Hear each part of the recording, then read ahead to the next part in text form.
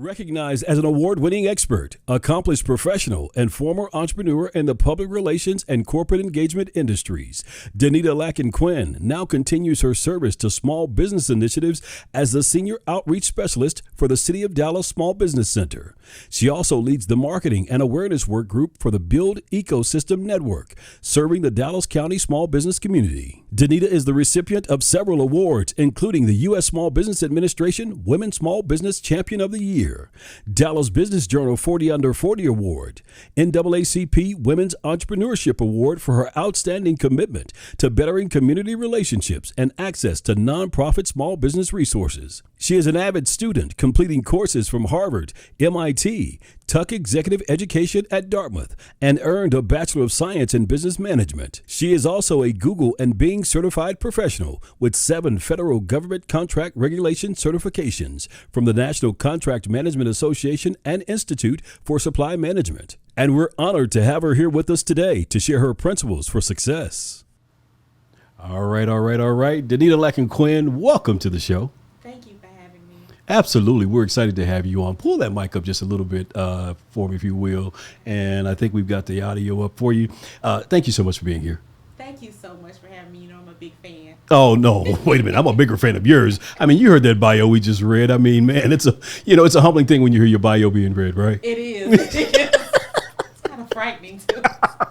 So as we get into this, first and foremost, let's talk about, when we talk about your bio and your accolades and all those things, who's your hero and why? Oh, man. I have so many. I want to say, like, one of my biggest heroes, just because I'm able to see her walk the talk and walk the walk and do the talking, is Diane Gibson. Oh, wow. She has been my mentor for some years now, and she has taught me so much about just being very introspective about who I am, and what I want my legacy to be, not only for my kids, but in the community. Yeah. And being true to myself and giving myself grace. Yeah. You know, but she always tells me, you know, you must learn from your mistakes, right? It's nothing if you didn't learn from it, but you can always make it better. Yeah. And she just does that every day. She does a lot of work with the community court, so I call her in the middle of the night. I call her in the early morning. So she's one of them. Another one is Dr. Harry Robinson. Oh, man, yeah. It's something when Dr. Robinson will send you a text message and you're voluntold to do something. Yeah. But he has done so much, not only for the city of Dallas, but nationally, you know, in the African American museum space, with bringing a lot of unsought artists here, and just teaching by his living, you know, by who he is. And then my mom was my biggest, I admired her so much because she was like the PTA president, the PTA vice president. She did all of those things so well. And I remember just being at school, and you know how you're at school and you're doing your thing in elementary school, and my mom is coming down the hall with McGruff the crime dog, you know, to make sure that, I mean, she was just always so active. And my mom is dyslexic, but she also has a degree, you know, and she just did so much to make sure that I was on it, you know. And so I just watching her work, and navigate as a single mom, and then, you know, when she married my glorious stepdad, just watching them work and how much they poured into me, not only me but my cousins and my other family members. So that's who I look up to, you know. Those are my trifectas, I guess you can say, because they keep me grounded to this day. And you know what? And that's important. That's important to make sure that you have folks in your life to do that. To say, I guess the saying is to keep your feet on the floor, you know? Yeah. Because if not, you know, sometimes, you know, when we accomplish a lot, it's accomplished as much as you've accomplished. I mean, sometimes your feet can kind of get lifted up off the floor a little bit. And they hold you accountable if you want them to or not. Yes. Yes. So, you know what, when we talk about the things that you've done, you know, this whole thing about going into business for yourself and being an entrepreneur, I mean, where did that come from?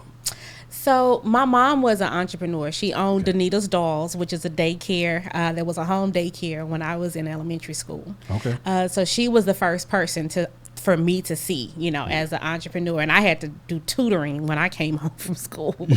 So you were already in business. So I was already in business, just the business of her business.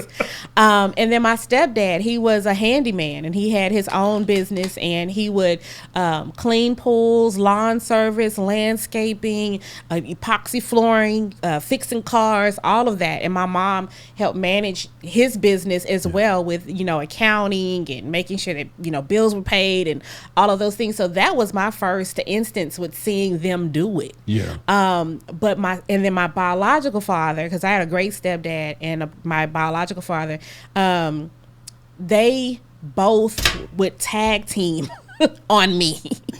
So you know how people would say, well, I get in trouble here, but when I go with my dad, I can do whatever I want. Well, my dad and my stepdad, they talk to each other. So you got in trouble both places. I got in trouble in Texas and in Milwaukee. So, so they kind of, my dad told me, you have to have a plan. I think I was in middle school when he said, what is the plan for high school? Mm-hmm. And I had to either state if I was going into the military, I was getting into some type of trade or industry, or I was finishing school. School was not, you're going to school. That's not an option to say you're not going to school. Yeah. And so I love to write. My mom was an English major. She graduated with her degree, and she would always, look after my papers. It would be read up from my mom before I even got it to the teacher. And so I had a love for writing. So when I got to high school, I told my dad, I said, I want to start my own business. And he said, well, you have to figure out what it is because, we don't have time for I can't. Can't never could do anything. We don't do I can't. Wow. And so I had to write a business plan for my business. And then I started my business my senior year in high school. Wow. So Dad wanted to make sure you had a business plan. It's not just enough to say you want to go into business. You're going to have to show me that you understand business. I had to have projections. Yeah. I had to show him how I was going to make my money. How I was going to employ others. What does that salary look like? Where would I have my bank account? Like he was making me do all of this work. I'm in high school, man. I'm in high school, and I remember coming to him saying I wanted to. I was like, Daddy, I want to start my own magazine. He was like, well, what money? Who's going to write these articles? How much time are you committing to this? You know what I mean? And it was just like. I didn't think about that part, and I had to go back to the drawing board. And luckily, I had some friends in school who had a love for writing as well. My English class, shout out to Miss Bostick at Kimball High School. So she was the one that was like, this person is good at writing. And, I was going to the Urban League, on the weekends. And so I had friends who wrote really well. And so I would take them with me, and they would write for one person, and I would write for another. And that's how we kind of just... And I would pay them. Wow. So wait a minute, though. See, when you hear the way your dad challenged you and tasked you to really think this whole thing through, it could have gone one of two ways. You could have said, you know what, I didn't really think about all that. That's a lot of work. I don't want to do that. Mm-hmm. What was it within you that you thought, you know what, I'm going to step up to this challenge, and I know I can meet it? Well, my parents really didn't accept no. Okay.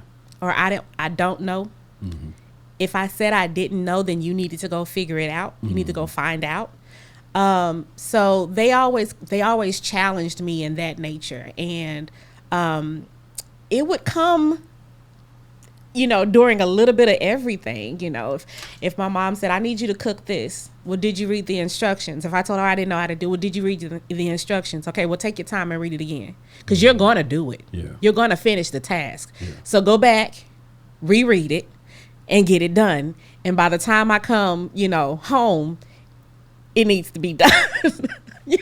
So just that follow up, they both pushed me inside the home. And then when I would go to see my dad was the same way. Yeah. So it was consistent. You finish what you start. Yeah. If you started the business plan, I don't care if it failed, but you're going to try. Yeah.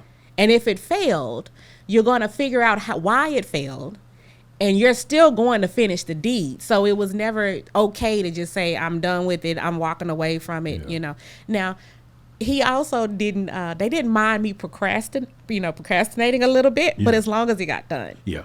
This was the deadline, and it needs to be done by then. Man, I just love your parents. I mean, I appreciate it now, but you got to think elementary, middle, and high school. I was like, I want to go do something else, Yeah. But you committed to this. You said that this is what you were going to do, and so you had to finish it. You know what, though? I mean, seeing you, the way you've helped so many people here in Dallas, Texas, to small business owners and nonprofits and all those things, all of that comes from the parents, your parents, and the way they instilled the details in you. Mm-hmm. So now I can appreciate all that because I see how well it worked for you. Mm-hmm. And maybe you wouldn't have been as attentive detail and things of that nature. I can tell you I wouldn't. I can tell you that I wouldn't because, we know that starting a business is an uphill battle, and you bump your head on a lot of different things. I didn't grow up in the age of Google. Yeah. Yeah. I was the starter package of computers, you know what I mean? But we didn't grow up with Google. So you had to go get a book. You had to go down to the library. You had to spend countless times in the resource, section. You had to ask questions and you didn't have it just on your cell phone. We had to pick up the yellow pages and call people or know someone by the way. And luckily, I had Mr. Bill Blair and Jordan Blair when I was 16. I was blessed to meet them at Luby's, of all places, because, they had their meetings at Luby's on Wednesdays. And I happened to be at Luby's when I was 16. And I butted in their conversation because they said that these, the youth don't read. And I said, no, it's not that we don't read. It's that you don't write anything that we want to read. Wow. And Mr. Blair told me, he said, well, come here, young girl, and you need to sit down right here. And that next following Monday, Jordan Blair called me and my mom, and I started working for Elite News. Yeah. And so I'm grateful for them for sowing the seed for me because Jordan was actually the person who paid for my first DBA because I didn't have $30. Well, it was actually $15 back then. Yeah. But I didn't have the money to get my DBA. And I started, writing for the Elite News as a ghostwriter first. Yeah. And then I started doing so well. I began doing so well that they said, we got to start paying you, but you got to have your own business to do it. And so, that's how I got started. And it was just, I remember telling my mom, I wrote this and they printed it. Yeah. Oh my gosh.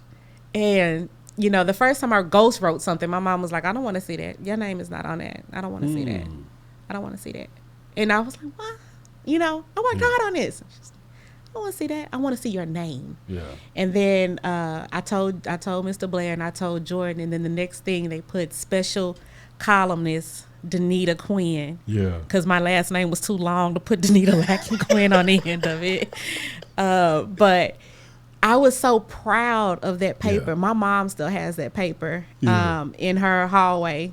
And there was like a sense of pride. So after that, my name was in the paper all the time because I was writing up under my own name. Yeah. And so I covered everything from sports to elected officials. Just the touch that I was able to give that young, and then hiring my friends to write, See, there you go. So there again, you weren't just thinking about yourself, you were thinking about others. Yes. Here's an opportunity for them to now see something that they wrote in print. Yes. Mm-hmm. So when we talk about, this whole journey of, getting at 16 years old, writing for the Elite News and all those things, is that what led you to say, you know what, I really like this idea of writing, so communications is really what I want to, launch and pitch my tent in?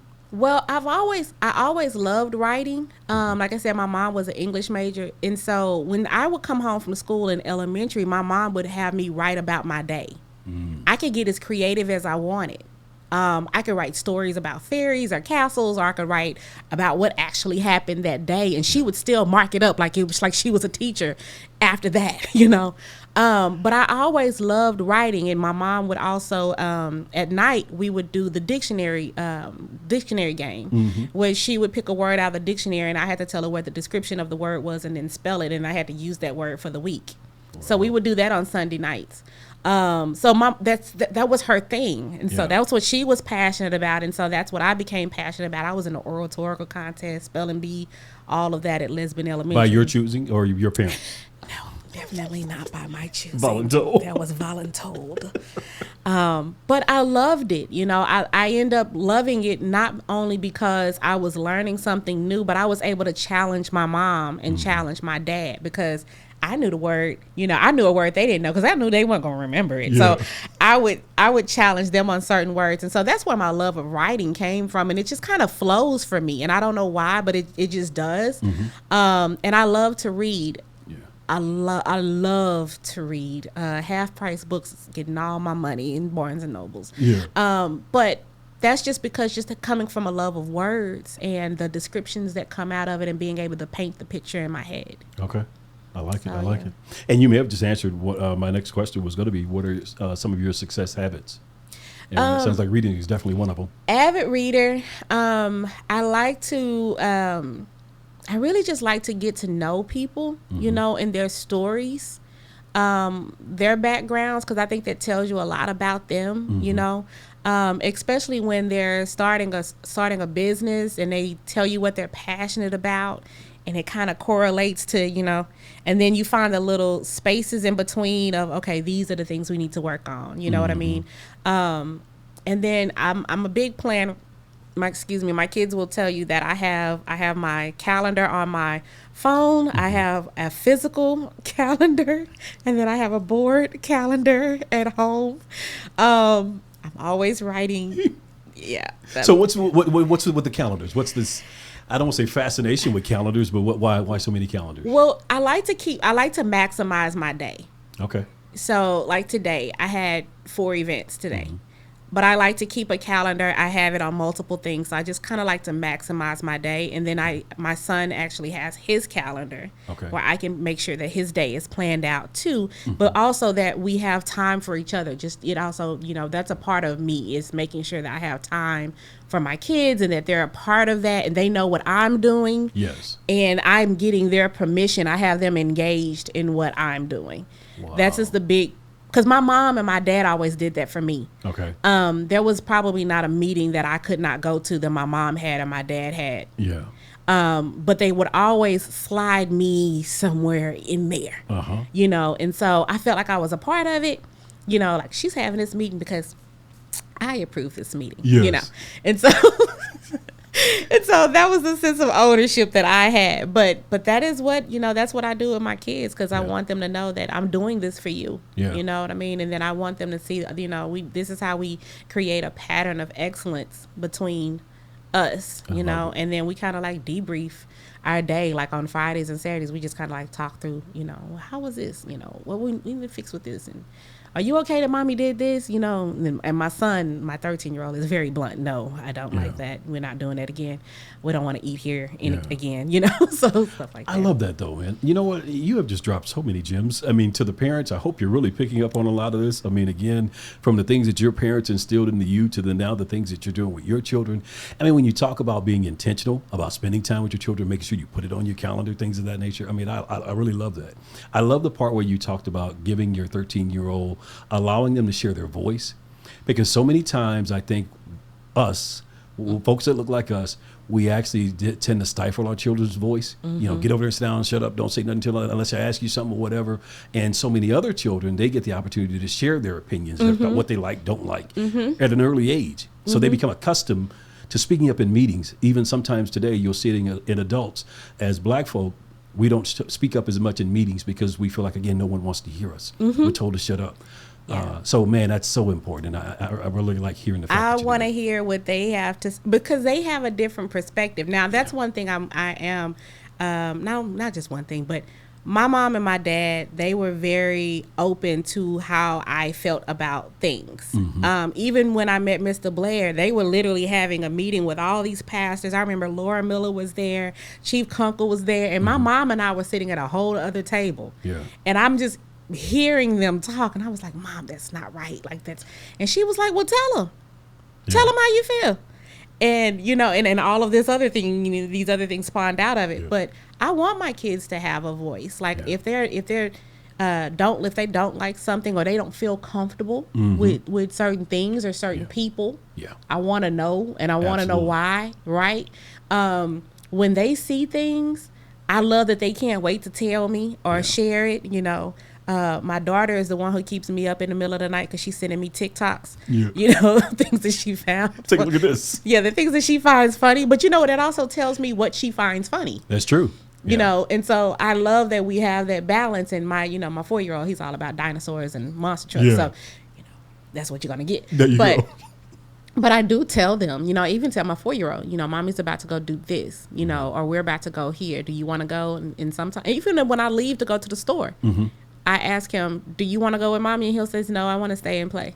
Yeah. Okay.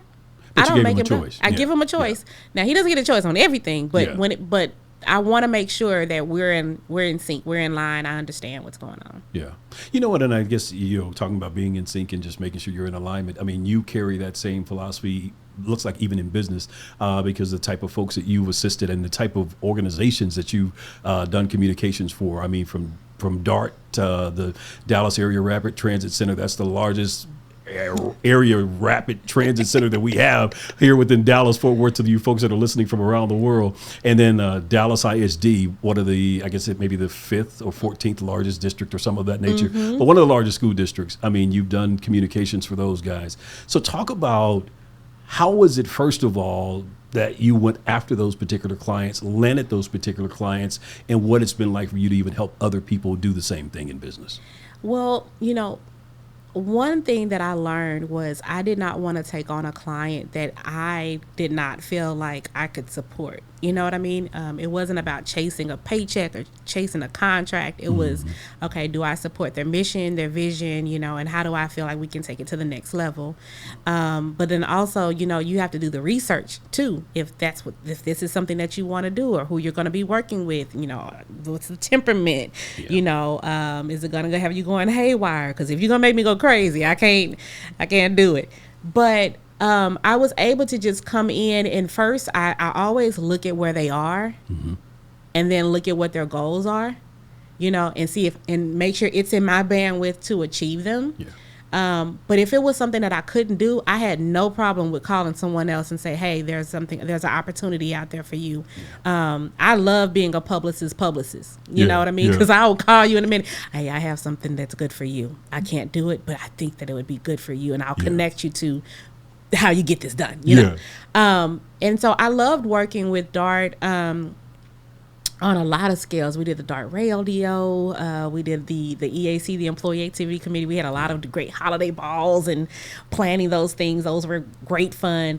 DISD was a monster of its own because you learn so much about what the district is doing and how they're moving forward. And so I had a lot of fun with that, but it's just really just honing in on what their goals are, and then coming back and saying, and I had a team, so it wasn't just me. I don't believe that any person in communications can make all the decisions for one contract and it's just gonna take off. You have to have a team of minds to come together and say, this is the goal, these are the issues, this is the solution, and here's going to be the communications output. And then that's how we worked every contract. And then we also had to audit what we did, what didn't work, what worked, how long did it take us to get to this achievement, and, how we want to do this in crunch time. So we had to look at every project differently, but we also just kind of scaled those events, scale the events, and then scale what the type of campaign was going to look like. Okay. So it was a lot of fun, but it was a lot of, staying up to 2 or 3 o'clock in the morning trying to figure it out. When the client doesn't like something, you got to go back to the drawing board and figure something else out, and then just making sure all the pieces worked. Yeah. And I think that's the part that many people don't understand so many times when you think about going after those clients such as that, and you think, oh man, that's so wonderful to have a client like that. But yeah, you're right. You also got to make sure you can live up to the expectations of that client, and you've got to make sure whatever it takes, you've got to make it happen. I got in trouble. I don't know if I should say this, but I got in trouble with one contract because I had my son. I was pregnant with my youngest son, and I had a contract. It was a big contract, and I love my staff. They're awesome. They're phenomenal. But I went back to work 2 weeks after I had my son, and when I tell you, my client was like, "What are you doing here? You need to be at home." And I was like, "Oh, I just had to make sure." She was like, "You trust them. We trust them. You did a great job. Go home." That made me feel so good. Yeah. because they were able to keep the machine running without me. And that's when you know you really got a good core team. Yep. When you don't need to be there to touch everything, your planning actually worked for you. Yep. And your team was strong enough to carry out everything. But they kicked me. You got to go home. You just had a baby, you know. So you got in good trouble. Yeah, I got in good trouble. I was walking through. I had my shirt on, my work, you know, with my black slacks, and I'm coming through with flats on. And I wasn't even in there for like 3 minutes, and they were just like, "What are you doing here?" It's like, get out of here. We have this under control. We have this under control. It's like, oh, well, let me get. We'll call you if we need you, and we won't be calling you. Right. So it's like, well, let me get my stuff and go home. But it makes you feel, you know, really, really good. And they were already ready to sign in, you know, right after that event, they were ready to sign another contract. So I was really happy. And that's how you know, again, when they re-up with you, hey, you know you've done a good job. So when you talk about business and all that you've done, what has been the hardest decision you've ever had to make? Recently was stepping away from the PR firm to work for the city. That was like the hardest part. Okay. But I was able to leave my contracts in good hands. So that's the thing, is like just building those relationships. Because even when I walked away, I was able to make phone calls and say, hey, I know this person would be good for this. And you know what I mean? Yeah. We have to learn how to collaborate, you know what I mean? And build strong partnerships. I have no problem with calling somebody and saying, hey, you need to go talk to Chris Howe because he's doing XYZ. Yeah. I have no problem. And don't offer me any money. This is for you. Just do a good job with it. Just do a good, don't sully the relationship. Because I'm gonna, you know, hey, I'm gonna need that to work. But that was the biggest part. I love what I do at the city. I love making partnerships happen. I love to see the collaborations happen like that. That's my biggest thing. When I see people winning, and it was because I picked up the phone, and just made that connection happen, like, I'm doing the happy dance with you. I'm actually doing it harder than you because I know you're going to have to do the work after the happy dance, and I'm not. So, but that was the hardest part, is walking away from my PR firm and starting with the city of Dallas. And I think that it's something that I think about, but I made a good decision. I made a good, strong decision for me and my family. Yeah, but I mean, when you think about it, I mean, like you said, I mean, you're still doing what you love. I mean, it's the Dallas Small Business Center, so you're still connecting businesses and individuals to opportunities. Opportunities that's going to further feed their families, and in many cases, you don't know to what generation that's going to go to. You know, so it's still a great move. I mean, it's not like you stepped away to do something, I guess, smaller or what have you. You're doing great work. I mean, I posted that I worked that I was hired, and I think that I had over 800 likes on Facebook, and I was like, what in the world? They were like, great hire. I was like, oh my God, like, okay, I can do this. And then like 2 weeks, it's a win for the city, man. It's like, okay. It's like, okay, well, I guess everybody sees the transition. I didn't do something crazy. So. And they see the opportunity. They see that, they know that you're going to do the right thing. So they would much rather have you in that seat than someone else who may not give opportunities to folks who look like us. Yeah. So it's a win-win for the city. I think it's a great move. And again, it's allowed you to continue to do what you love to do, and that is to be able to connect folks with opportunities. So just keep doing what you're doing. And I'm just, again, excited to be able to talk with you because, again, I didn't know this background. So to be able to hear the background and understand where it all stems from, and to know that, again, the Blairs and the Elite News and all those had an early start at 16 years old, man, you're writing for a newspaper. Yeah, I keep those pictures. It's funny because I see Harrison, over at the Black Chamber, and I heard someone say, you don't know Harrison, and so Harrison stopped and he's like, no. Denita's family. She knew me when I was like in elementary. I was like, yes, I did. When he was knee high. Yes, I remember when you got in trouble on the golf cart, I was up there covering for him. Come on, you and Taylor. So I've known them for a long time, and they're like family to me because Jordan was like one of the greatest mentors. I've been blessed to have wonderful, wonderful people in my life, and I attribute that to my mom always saying, just ask questions. There are no wrong questions. Like you can't. There's nothing that you can't ask if you don't know, right? But also apply what you've learned. You know what I mean? You can't just take it and hold it to yourself. Yeah. You got to express it and get it out and show what you've learned. And I absorb from everybody that I'm around. I learn something new every day. Yeah. Every day. And that's why I'm an avid reader, because I want to make sure that I'm not falling behind, you know? That's important, Yeah. particularly today. You don't want to fall behind at all. No. So when you look at your resume, and again, I want to make sure I don't cheat the audience here. I know a lot of things that you've accomplished, but when you look at all that you've accomplished, I guess one would have to ask you, what is the biggest fear you have, or is I mean, there has to be some fear. I want to be. I want to be open. I want to be known as a collaborator. I have a fear of, just people not sharing knowledge. You know what I mean? Like, I don't want to fall behind, of course, with what I know, because I'm always trying to learn. I'm still in school now. I'm still learning new things. I don't want to fall behind, but I also want to just be known as a open person. You know what I mean? Dallas kind of has this cloud of this.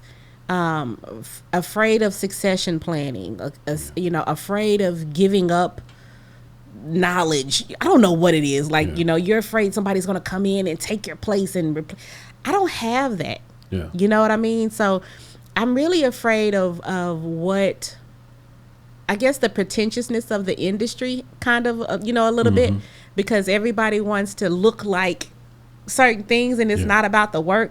Yeah, we want to look like they have it rather than having it. Yeah. But you say it's Dallas, but to the person who's listening to us in Chicago or Atlanta, they may say, well, it's the same way here. Well, So what is it how do we overcome that? Well, I just think we need to be more collaborative, and stop the silos. You know what I mean? I work with a lot of groups of nonprofits, for-profit businesses, and I come up with stuff just because I want to bring people together. So a few years back, before pre-COVID, we had the Southern Dallas community briefing. And I remember telling Diane Gibson, I was like, I found this new Black-owned venue, and he's having a hard time getting it off the ground. And I just want to have an event where I bring everybody in here and they just all talk about what they're doing. Yeah. And she was like, okay, baby. If you say that that's what you're going to do, I know that's what you're going to do. And I literally just called up I called up DPD, I called up the fire department, Habitat for Humanity, like any community service organization. And I said, do you know this person? Oh, no, I don't know this person. Well, do you know this person? I said, well, you know what? Y'all all come down to this one event. We're going to make it free. We're going to have food there. And I just want you to get up. If you represent your business or your organization, I want you to come in the front of everybody and tell them what you have, what you offer, your contact information, and why, and why they need to see you. And it was beautiful. We had 600 and something people to pre-register. We had over 300 people show up. We had over 20 organizations from all walks of life come in, and it was just beautiful. Yes. And then COVID happened. So I did it twice for free. It was beautiful. So I told the nonprofit that I work with, I said, we're going to bring this back, and we're going to do it for free, and we're going to keep it free. We're never going to charge, and we're going to have food. Yes. And we're going to find small businesses who own venues. Yeah. And that's where we're going to have it. And support them. And we're going to support them. And they were just like, okay, Denita, whatever you say, we're going to do it because we know that you're going to bring the people. And I'm like, yes.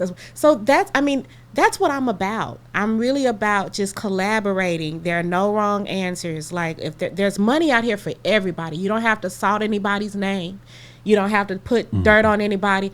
If they say that they can do something and they don't do it, leave them to themselves and just move on. We're just going to go on to the next person. Because there is someone out there who can. The proof is in the pudding, as my grandmama used to say. Like, you can go out there and find. So I just want us to have that spirit of giving, of collaborating, because we're not going to do anything if we're just holding it to ourselves and we're picking and choosing who we're going to give it to. You know what I mean? And then there's so many free resources. That's the reason. Another reason why I took my position that I did is because there were so many things that we offer for free. Everybody was keeping it to themselves. Yeah. And I'm like, the state is not going to give us any additional money if we don't meet the maximum of giving this stuff away, right?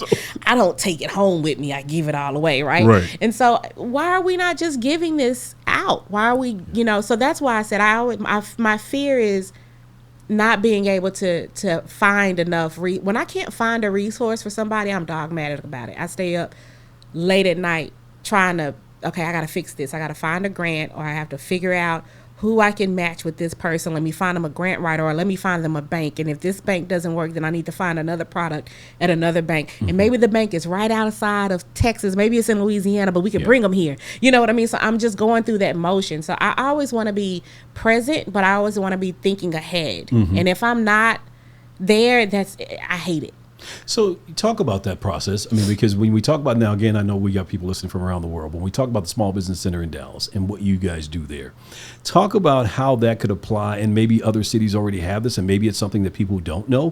What are some of the services that you guys offer to allow for those who are aspiring to become entrepreneurs, or those who are already in business? Well, one thing that I did realize is that there are ecosystems, small business ecosystems, that are popping up in a lot of large cities. Okay. And what those ecosystems are, they're a collaboration of business service organizations that have all come under either the municipality or a nonprofit organization just to help small businesses. And Dallas is not the only one. There are some in Detroit. There are some in Baltimore that are really, really good, strong ecosystems, right? Okay.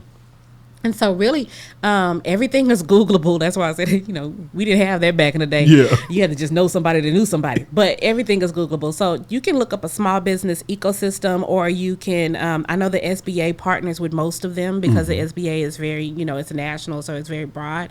I would say tap into those. And then they'll tell you where the gaps are. We had a Next Street study here in the city of Dallas, Dallas County, that was done through Chase. And a lot of these banks have these studies that show where the gaps are when it's connecting small businesses and nonprofits to resources. And I read the Next Street study, and I was like, okay, this nonprofit that is here, that's a resource, they need to be paired with this nonprofit in order to meet their goal. And then they need to be, so it's just connecting the dots, right? And then also looking at, looking at a bank CRA report. That's the Community Reinvestment Act. So I would go in, I've gone to plenty of banks and asked for their CRA report. And it tells me where they're spending their money. And then I look at where the gaps are, right? Again, connecting the dots. And then you got to connect and say, okay, well, they need access to this, and their CRA is going to it. And then seeing who the bank advisor is, who the VP of the bank, is asking them for their goals, and then the FDIC and the Federal Reserve, you can go on their website and ask for their report. And see where they're allocating dollars, who they've helped. And that's where I started. I mean, I'm a nosy camper. I look at everything.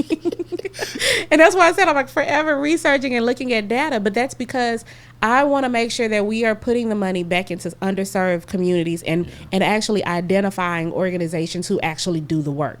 Because for so many times we have organizations that don't look like us, who receive millions and millions of dollars. And you go on their website and they're showcasing low and middle income families or kids that do look like us. Right? But their office is not located in our areas. Their board doesn't look like us. And so I'm the one who goes in and I want to know what your board looks like. Does your board look like the people that you serve? Is it diverse? Is it equitable? So I look at all that, and then I'm looking for organizations that lead with empathy, not sympathy. Wow. So it's like that is kind of where my meat is of, you know what I mean? Once I have that, and I print out everything. I'm old school, so I don't look at everything on the screen. Well, you talked about having the printed calendar. I was like, I gotta have a printed calendar. But I highlight stuff, and and I look at, okay, this organization received this amount of money from, this large group. Okay, what did they do with the money over a period of time? And then where did that money feed into? Right? Because a lot of times they'll be the grantor, they'll hold the money, and then they'll just give the Black-owned or Hispanic-owned businesses the crumbs and spread it out, right? And then how were they able to serve? Did they do an Easter egg hunt? Did they do a, you know what I mean? Because you'll see it, you know? And so I'm nosy like that. But you know what? I think we all have to do that. if we're really going to be impactful in our communities, we have to understand where the dollars are going, and more importantly, how do we tap our organizations, businesses, and nonprofits into them. So, and what you've just said applies in Dallas, it applies in Atlanta, it applies in, Ghana or anywhere. Getting involved in what's going on within your communities, it can be applied. And make sure that you ask for an audit. Look at their 990. Like, I want to know how much you're paying the president. Yeah. I want to know how much the president is getting paid, how much the employees are getting paid. Well, I want to know what you were writing off. All of that good stuff. I want to see it, and you have the right to ask, for that information. But another thing is just making sure that we have so many nonprofits that pop up, in our communities. I always tell people who want to start a nonprofit that they need to actually work for a nonprofit or volunteer for a nonprofit at least 5 years before they start one. Because you learn. I tell people that all the time because they see we have a nonprofit. They ask us that all the time, and I tell them, you know what? If you can actually assist someone else, why don't you maybe do that? You may want to think long and hard before actually starting one. Yes. Yeah. Yes. I started a nonprofit. We have I was smart enough. My dad also told me that queens build kings. So I made sure I found a leader that could lead the nonprofit, because a lot of us don't really realize when you start a nonprofit, you are not the owner. There is no such thing as an owner of a nonprofit. You may be the founder. Yes. But the board runs the nonprofit. And we've seen it play out time and time again, where again the founder is no longer associated with the organization. People don't understand that. Like I own the board and that board insurance that comes with it. And you will find out real quick that you don't own it. You make a misstep, and you will find out real quick that you don't own it. Right. Yeah. So I always try to tell people that. And so you need to learn the business of your business. But I tell them to say that again. Learn the business of your business. Whether it's nonprofit or for-profit, that applies. Yes, because you have to know, everything. And if whatever you don't know, right? And you will be challenged on what you don't know. Right. So I try to learn, and I love watching people lead. That's my biggest thing. I love being the leader from the back. Yeah. Go ahead and lead. I got you. Yeah. What you need me to do? Let me write that down. I'll come back and I'll support you. But you know what, though? That's what most leaders today are looking for, and they need. Someone who can really be that strong support system. Because I guess in this environment of COVID, things of that nature, it seems like while I'm inspired by it in some ways, that everybody wants to start a business, no one actually wants to be the support anymore. Everyone wants to be in the starring role. And I'm inspired by that in some ways, but in some ways it becomes a challenge because, again, most people think it's just a matter of just jumping out there and just starting the business, and I'm going to figure it out as I go. Well, that became the, fake it till you make it. Yeah. I hate that statement. Yeah. Like, hate it. Gets a lot of people in trouble. It gets a lot of people in trouble because you can fake it till you make it and end up in jail. That's true. So I'm not out on the streets. I'm not trying to do that. Yeah. But I have a lot of smart people around me. You know what I mean? And I'm not always the smartest person in the room. Most of the time I'm not. I'm learning from them, right? And if I'm paying you for your knowledge, that means I don't want to do it. But I need to know what you're doing. Yeah. Right? I'm fully hands off. I need to know what you're doing, but I'm paying you or I'm trusting you to use the knowledge that you have for the betterment of my business. Absolutely. You know what I mean? And don't be afraid to pay people a comparable salary for what they're doing. You know what I mean? So you have to be able to do that. But I love being in a space where I can empower other people. I can teach them and I can tell them you need some technical assistance in this realm, or you need some business advisement. What hurts me is when I see people paying, thousands of dollars for a business coach. Mm-hmm. When, or they'll tell me I paid someone $1,000 to help me with my MWBE certification. Mm-hmm. And I'm like, well, they provide a free orientation every Thursday at 1:00. You know what I mean? Like, you need to go learn this on your own and not just keep paying people to do things. You need to go learn these certain things on your own. So I like to be in a space of being able to tell people from my mistakes what I learned. And then I don't want them to have to go down that rabbit hole. Right. And then it's okay to build a relationship. Yeah. You know what I mean? It's and do build a relationship. Don't build it, just so you can get what you need. And then all you're that type of gone. stuff. Yeah, actually build a relationship. If this is, Yeah. or like you said, if it's not a relationship that you want, then ask them what it is they would charge you to provide the service and pay the fee and move on. And don't waste either of you guys' time. Yep. So, as we get ready to land this plane, I guess you've had the opportunity to see small business from a bird's eye view from what you've done with your company, what you're doing with the city of Dallas. And we look at this climate that we're in with COVID. What are your thoughts in terms of some of the biggest challenges that may be facing small business owners today? Well, I think that some small businesses are like over processing the content that's coming at them because, we had PPP and EIDL. We had so many small businesses who ran out and got an LLC but didn't realize I have to file my taxes differently now that I have this LLC and what this looks like, right? Then they didn't know how to pay themselves because they had been using their bank account like a regular bank account, you know what I mean? Or they were using Cash App and PayPal. And, we know that the world doesn't work that way. I tell people to use this time as to me, it's kind of downtime. Okay. You know what I mean? Because now you can spend time actually learning about your business, and it's okay for you to learn about your business. You know what I mean? You're not rushing. You know what I mean? Take advantage of all these virtual meetings. Take advantage of all these free, events that are held by credible businesses because they want you to take advantage of these banking options. I think we have more banking options than I've ever seen. Oh my gosh, all these new banks that are popping up in these cities.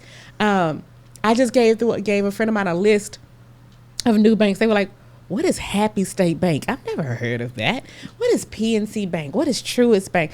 And I'm like, this is an opportunity for you to go and meet them. Yes. You have the power. Yep. And I want to tell small businesses, you have the power. Banks get paid off of transactions. Right. If you're doing a high volume, they want you. Absolutely. And if you hadn't heard of them, many people probably haven't. Right. So they welcome your business. They welcome your business. This is the opportunity for you to do business the right way. Right? Take advantage of all the free classes that the SBA has. Actually, the SBA has over 100 certifications on their website that you can actually get little printouts to say that you completed these certifications. Wow. They have classes on everything. So this is the downtime that you need to sit at home and to go through these certifications and get the information for yourself. Then there's so many classes. Florida State is offering free classes on diversity inclusion, all these different certification processes that actually come with an accreditation. Wow. You can do all of this for free. And you can do that from anywhere. From anywhere in the world. And I was like, where was this when I was... a course that would normally cost you, thousands and thousands of dollars? Thousands of dollars you're getting for free. So again, though, it's just sometimes just having that information and knowing it. And then the other part of it is just once you know it, now go and apply it. Now you just go and apply it. And so I'm like, this is, like I said, this is the downtime when you can sit at home. I love coming home and I'm okay, what class can I take? Coursera, Sophia, they have all these classes that are free. My daughter she found a class on Mandarin. I'm like, take the class, girl, take the class. So I'm a feeder for education. Like I love that. And so take this time right now to absorb all of that. People are literally giving money. Stop asking people for grants. I need a grant to start my business. Yeah. Honestly, there is no such thing. Please don't ask anybody that. There is no such thing. You have to be in business to show that you have at least done some of the work. No one is just going to give you money just to start your business. True. Yeah. And just be about your business. I do a lot of segments for the city. It's called Minding Your Business. And I bring in different banks. And we talk about profit and loss statements, cash flow statements. We're creating a bankers roundtable now with the SBA. Like I'm trying to make sure that we are bringing the people to you so you have no excuse. Yeah. But I'm here, Denita. I sent, filled out my registration. We're doing it. They're doing it in states, across the U.S. They're providing these free classes.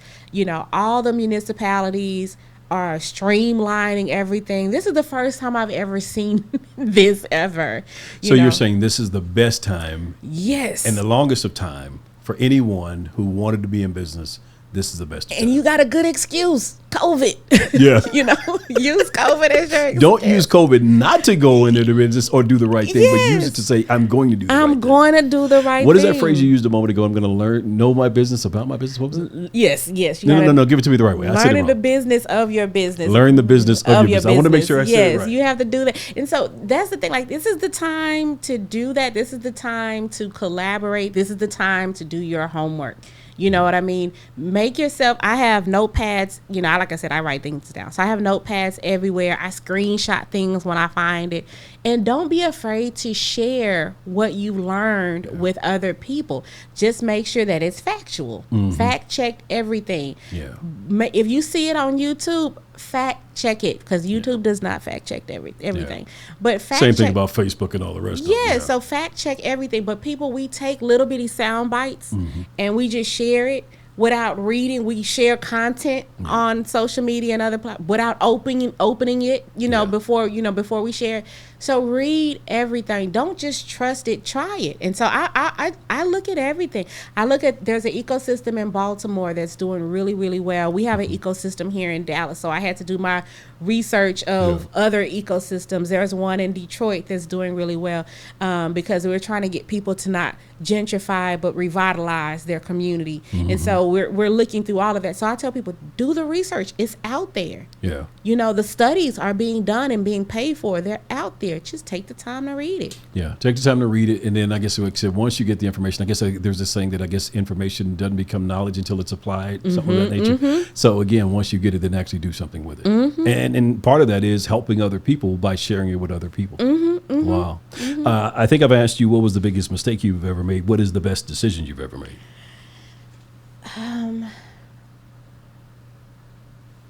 In business, the best decision that I ever made was being vulnerable.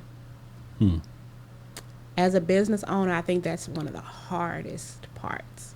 Explain that. Because, you have to learn how to trust people with what you've learned, right? That they won't take it, Yeah. And I'm like, it's not for me. It's not just for me. So you have to be vulnerable, right? You have to let people in. That was like the biggest thing for me, because you especially in PR, you got media contacts, you have your celebrity people in your back pocket, you can't let, and I was like, you know what, this is just not for me. I gotta pick up the phone and hey, you need this, I got this, you need, share it, And so when people go on my social media, they'll it's funny because they'll ask, I need a person that can do this, and I'm typing in, I got this person, and that came from me learning how to trust and being vulnerable. Now you do get your head bumped a couple of times because you're vulnerable with the wrong person, right? Or you give and it ends up being a bad decision, but you learn your lesson. You learn your lesson, and then you move on. And then you also, I remember Diane telling me, she was, when Michelle Obama said, when they go low, you go high. I was like, bump that. I'm not above that. I'm not Michelle Obama, and I don't have Barack, And so, we laughed about that, but she was so right. And once I learned how to be open and go high and leave stuff alone and just move, because I was agitated about a lot of stuff, and then once I started letting that stuff go, I was able to breathe, talk, walk, you know what I mean? Your stress level is not as high anymore, but you're able to just move different. You're just able to move different. Like even when you called me about Stacy from Chick-fil-A, I always go back and think about how I started working at Redbird Mall when I was 14, and Stacy had Chick-fil-A inside of Redbird Mall, and I would always be hungry because I never wanted to spend my money during lunch. You were saving your money for your business. I was saving my money. And so Stacy would always leave me some fries with the Polynesian sauce on the side, up there at Redbird. And now that he's retiring 27 years later, you know, I'm like, that's a legacy that he built for his family. And I think like that's what I want. Mm-hmm. I want to have a legacy for my family, and it has to be built on something solid, right? Yeah. And in order for you to do that, you have to be vulnerable. You have to be, because he had to be vulnerable, right? You better believe it. You know, and he had to be transparent. Yep. And then he also had to be held accountable. And there's nothing wrong with being held accountable, right? But then also giving yourself grace. That is true. You know, when you said that, when you talked about being vulnerable, I asked you to explain it, because that's one of the, I had a mentor one time who told me that very thing. It was early on. And we talked about, you know, being in business for myself. And I said, you know, what are some of the things you would, you know, encourage me to do? And it was that whole thing about, you know, don't let your ego get in the way. Mm-mm. You know, so I translate to be the same way, be vulnerable. You know, you've got to trust it with other people. You're going to have to bring other people into your business. I mean, yeah, you birthed it, but if you're really going to succeed, then you've got to bring other people into it and trust that they can carry the vision. That's what keeps a lot of our businesses stagnant. Yep. Because we feel like if I give someone access to my QuickBooks, they're going to see what I'm spending my money on. Mm-hmm. You know what I mean? Yeah. If I give this person this position, are they going to take all my contacts and go and do X, Y, Z with it? You know what I mean? Am I giving them too much? You know? And I'm like thinking to myself, I bet Edelman didn't think like that. You know what I mean? Like, if I'm going to keep it all to myself, that means I got to do it all by myself. That means I got to do all of it, you know? So you have to be vulnerable. And then recently, today, I just told someone, I was like, when you go on a screen chat or when you're doing a virtual meeting with someone, don't put your name. Put the name of your business. Yeah. And they were like, well, I said, well, I learned this by looking at another large company that's actually in Milwaukee.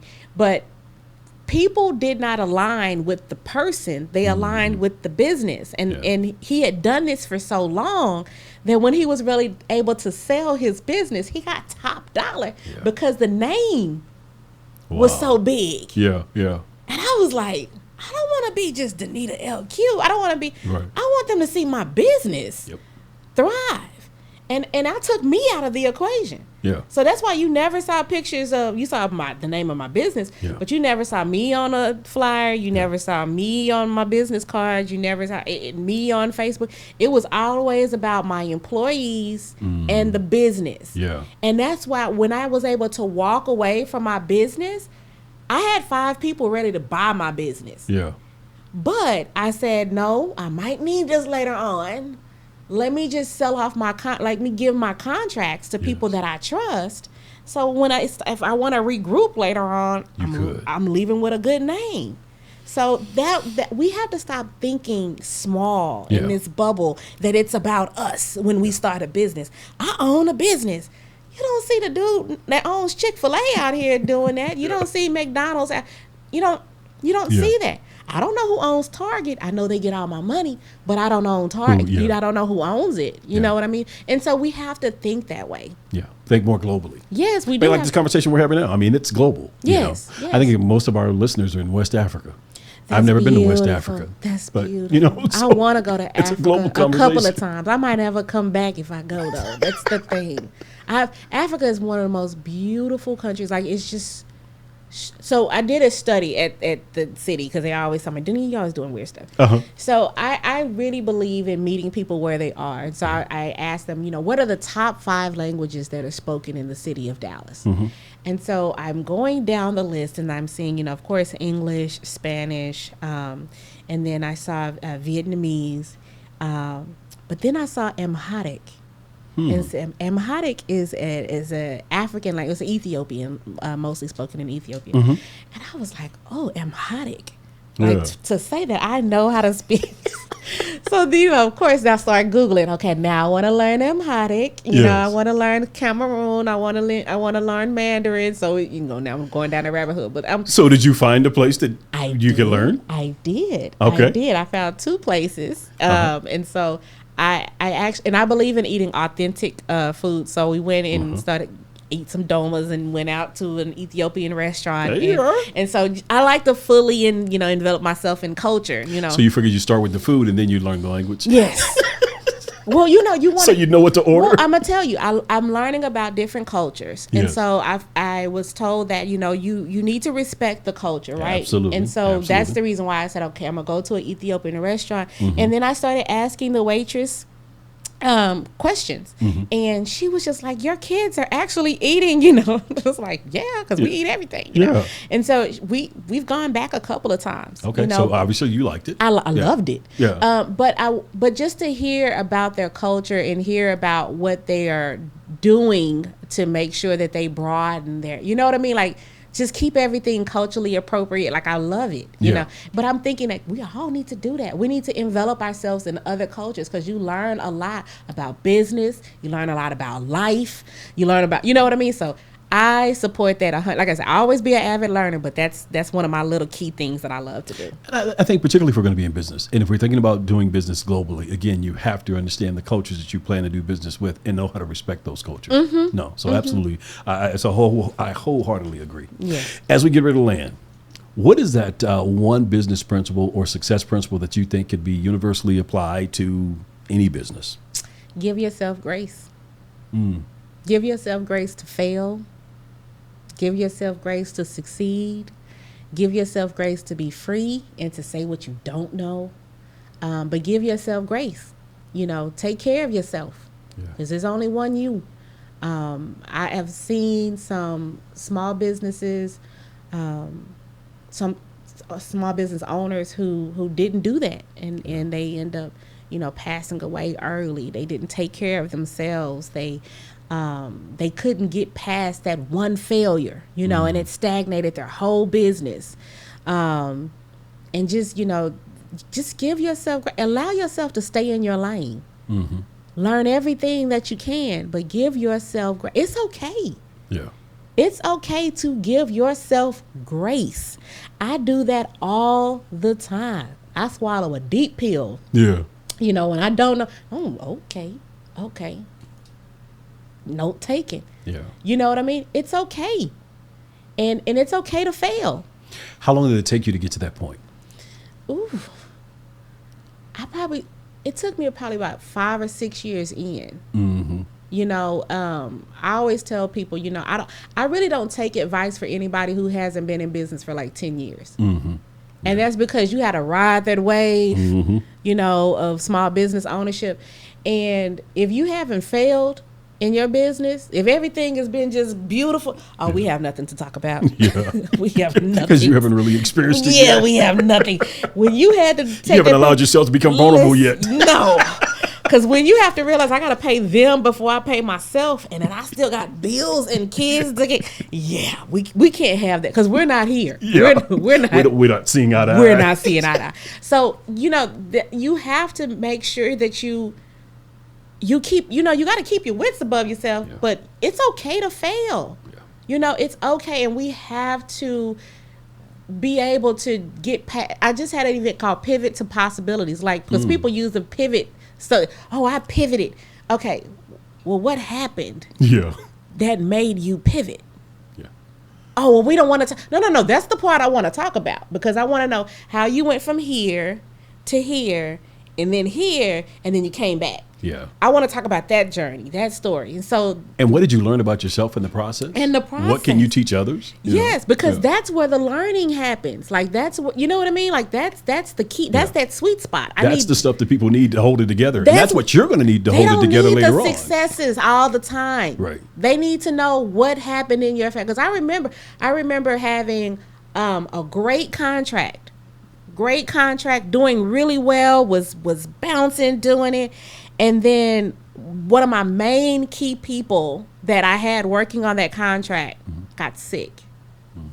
She got really sick, to where her fingers were changing color. She couldn't even come into the office because the air, it was not right. She was having issues. And she was my ride or die person on this. And we almost lost that contract. They were like, well, if she's not going to be able to do this, then we're going to have to make sure. I mean, you're going to have to come in. And I'm thinking like, no. This was her project, because I passed this off. And it was just like, and I cried, and I was like, Lord, she's got to get well.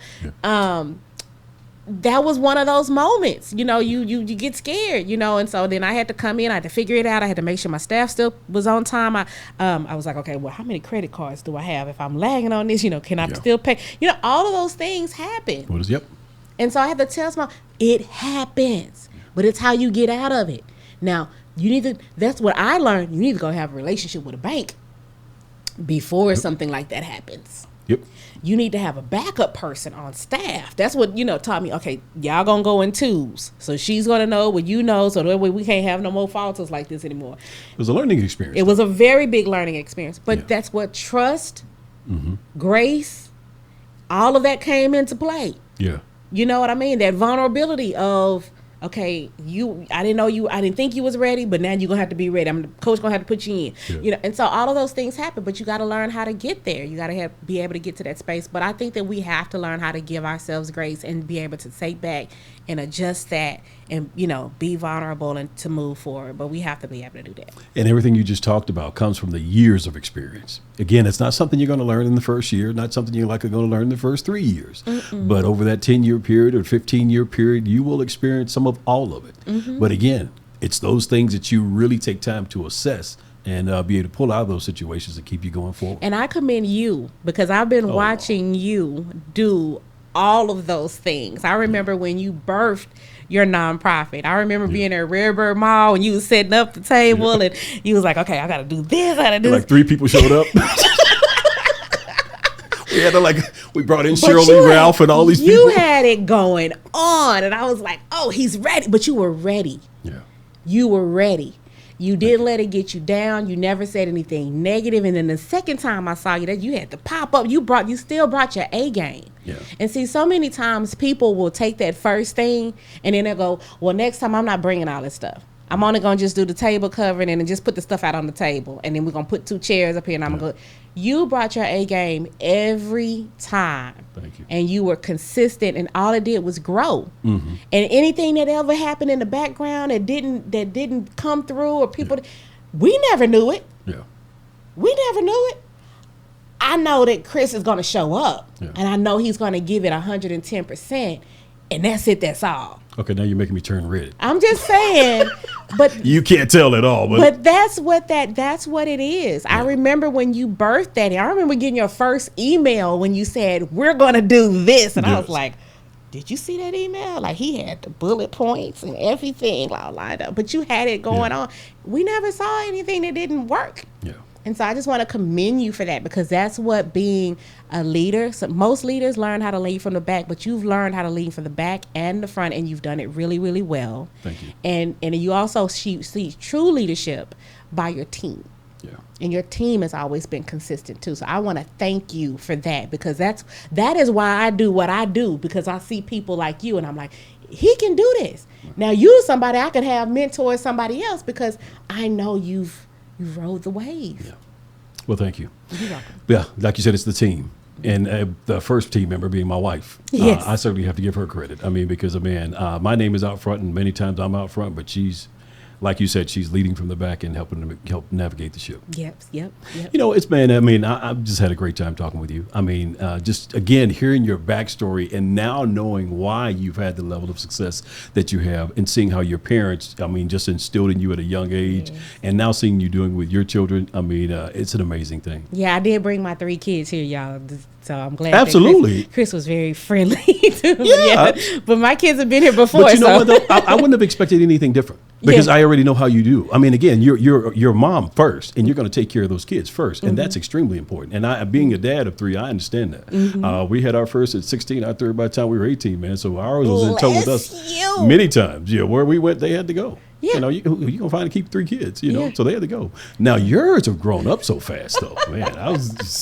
I was amazed. Yes, when my daughter first crest me, she's taller than I am, and now my 13-year-old wears a size 15 in men's shoes. Yeah, so anybody has a shoe plug. A 13-year-old boy wearing a size 15. Just think about us having to look for 2 months looking for a size 14 and a half cleats for track. Yeah. Wow. Mm-hmm. Thank you, Nike. Any indication that your youngest son, who's 4 now, is going to be wearing the same size? I hope not. because it's just so hard trying to find Deuce's shoes. But it may happen. So as we close, what's the word of advice for any mom or dad out there, parents who have a teenage boy who's wearing a size 15 shoe? Just pray. Well, no, I honestly, like when he started growing and blooming, I was just like, okay, this is happening. My dad is tall, his dad is tall, so I was like, okay, this is happening. But I just say plan it out. I told my son this year because of pre-COVID, I said you can play and do whatever sport that you're gonna do, as long as you have a schedule. Send it to me because I'm a planner, so I gotta plan it out. And I didn't know he was gonna choose everything. So he came home. He's a sergeant in the ROTC. He plays soccer. He runs track. He's on cross country. He's in esports, and he is in robotics, and he's step team. So, yes. That's I thank the Lord that they're spaced out the way they are, because if I was doing it all at the same time, my head would be spinning. So, well, man, for you to take the time to come and speak with us and all that you've got going on. I mean, again, managing the things going on there with the city of Dallas, and then your children, and to take time to come and speak with us, we're absolutely grateful. Thank you. Thank you so much for having me. All right. And again, I hope you've really gleaned something from Denita's story, whether it's on parenting, whether it's keeping up with a calendar, and you just heard all the things she's got going on in her calendar, whether it's keeping up with a calendar, or whether it's a small business owner and you just need some motivation and encouragement in terms of how you continue to navigate throughout this pandemic or whatever it is you're faced with today. I hope you've been able to glean something from it. And if you caught it anywhere in the middle, well, go back and listen to it from the beginning. Until the next time, take care of yourself.